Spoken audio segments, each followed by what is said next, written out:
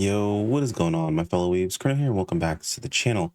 So, another maintenance has passed, meaning it's time for another patch note update for you guys today. But before jumping that, if you're new here, as always, I'm Chrono. We're going to skip over the intro because I mostly haven't decided if I want to change this yet, but do all the YouTube things is much appreciated, working towards our goals, so on and so forth. Anyway, let's go ahead and jump into this.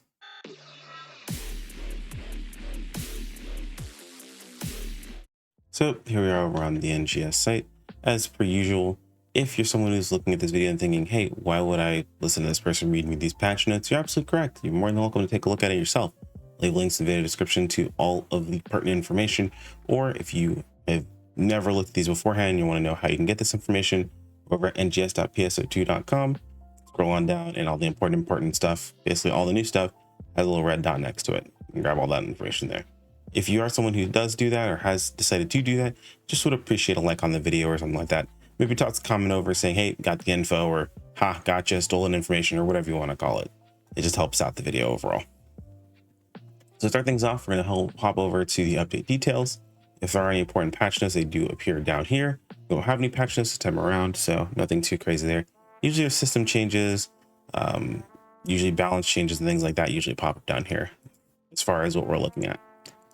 So to start things off, we have got the limited time quest changing over to Ruins Interception. This was a 24-man beforehand, is being changed to a 12-man. It's just two major bosses, some ads that spawn in with the second boss.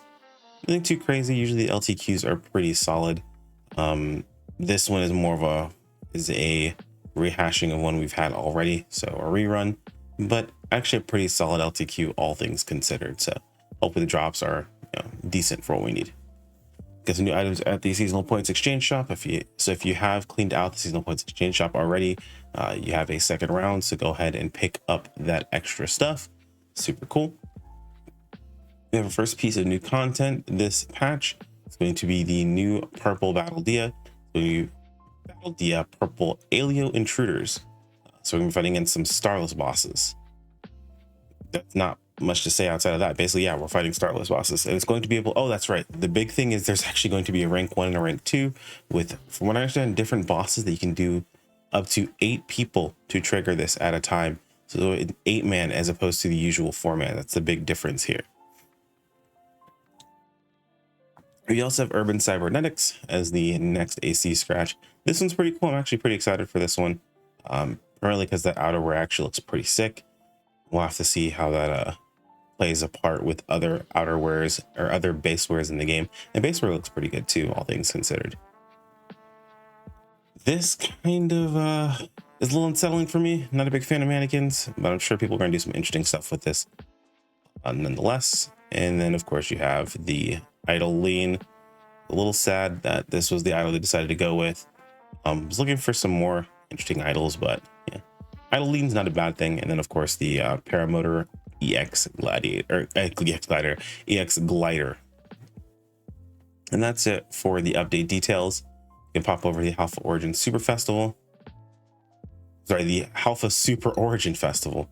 Man, this morning's really been getting to me. Starting on the 8th, looks like we have some AC shop sales. Oh yeah, character storage increases and rare drop rates. I wouldn't bother with this, but if you haven't increased your character storage and you plan to, go ahead and get that taken care of. This is talking more about the scratch itself. I mean, again, this is kind of like, did they make this baseware look way cooler here? So Skulls will be covering it on her channel as well, so don't worry too much about that. But this looks pretty freaking dope. I don't know, man, I'm really digging this outerwear overall. And even this basewear. This basewear is looking pretty dope too. Let's see what we decide to do with this setup here. But I'll be leaving a link in the video description over to Skull's channel. She'll be covering it in more detail as she does.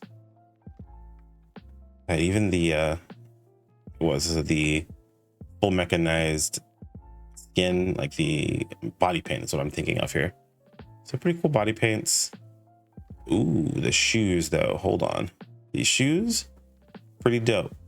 I have to make sure you pick those up. For those of you guys who end up liking the shoes that you see me use, keep in mind shoes tend to be pretty expensive outside of scratch. You think they're expensive during the scratch, if I pick them up outside the scratch time frame that it's available, it's way worse. And then Razor Gold exclusive campaign.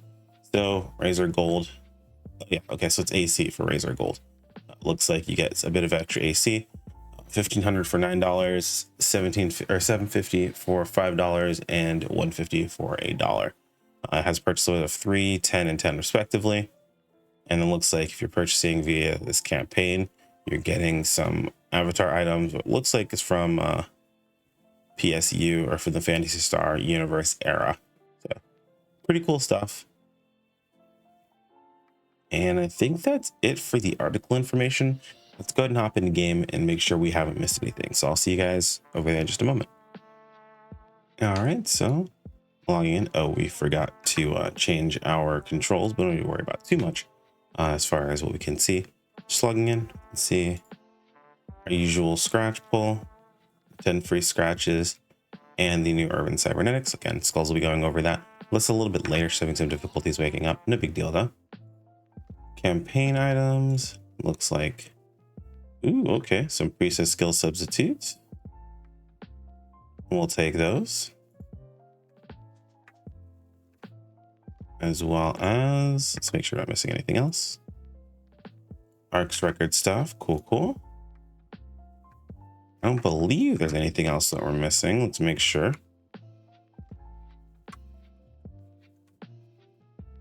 I think that's about it, really. Then we just have the new quest, which we'll go take a look at the LTQ really fast, see if there's anything that's on the drop table that looks a bit strange or different. And we can go ahead and wrap up today's video. So taking a look at the LTQ. Wing guards are supposed to be able to drop. That's pretty awesome. All the standard LCs. I don't see High Kavar on here, which I don't like, but hopefully we'll be able to see those, of course.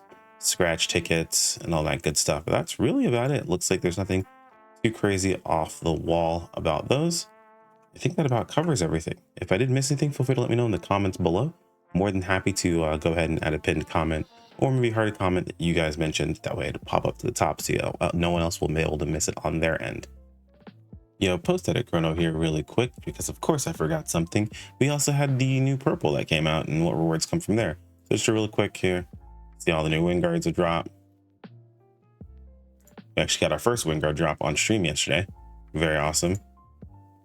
Looks like trials. Giro Tria. I wonder if that's a new capsule. Which is 1% potency. Interesting. Maybe it's an old capsule. I'll have to double check and take a look. Got the Rare Armati, TA customization disc, Giga augment, and special scratch tickets. And I did just see a tweet from a good friend of mine, Halvin, who happened to just solo this recently. Congratulations to him getting his solo taken care of. But it does look like, as far as the drops go, there is not a massive change for purple. So getting Gigas 4s seem to be just as annoying as they always have been. I mean, there won't be a massive shift on Glenn and Gigas Mass Day as some people seem to think there would be, but let me take a look into this Drio trial situation one sec. So it looks like a new capsule did slip under the radar. So these Drio trials are actually used to make the Mega Trial, which seems like it is a combination of all the negative effects from the Spiro trials, or the different types of trials that we have currently, but pushed over to a positive effect instead. So we have plus 5% all down resistance, plus 1% damage resistance, and 35% potency, and plus 2 PP. So a solid augment, all things considered. Actually going to be a pretty good augment to utilize, and a good reason to go ahead and farm out those purples. So purples do have a reason to go ahead and get farmed. It looks like it's going to be for this Mega Trial augment. I don't know if it's going to specifically be in the same, I'm assuming it's gonna be in the same category as other trials. I'm not sure if you'll be able to use this one and the other ones, and it's supposed to counteract the downsides of each of those trials, because I guess one of these does pretty much counteract each of the negatives of the other trials for the most part. However, you do use the trials in creating these. Well, it doesn't counteract them full out, actually, now that I look at it. It would take, what, 3 of them essentially to counteract. It's 5%, no, 5 actually. 5, and then it's minus 5 pp. So it looks like it counteracts some of the negatives, but it does look like you would need these trials to go ahead and make them. So at least it is worth going ahead and putting some time into making overall. And it looks like it does give us a reason to go ahead and farm out the current purple triggers. All right, that's it. Anyway, guys, I'm gonna go ahead and end it here. Do all the cool YouTube things. It does help out the channel quite a bit. And I'll see you all next time. Take care, my friends. Peace out.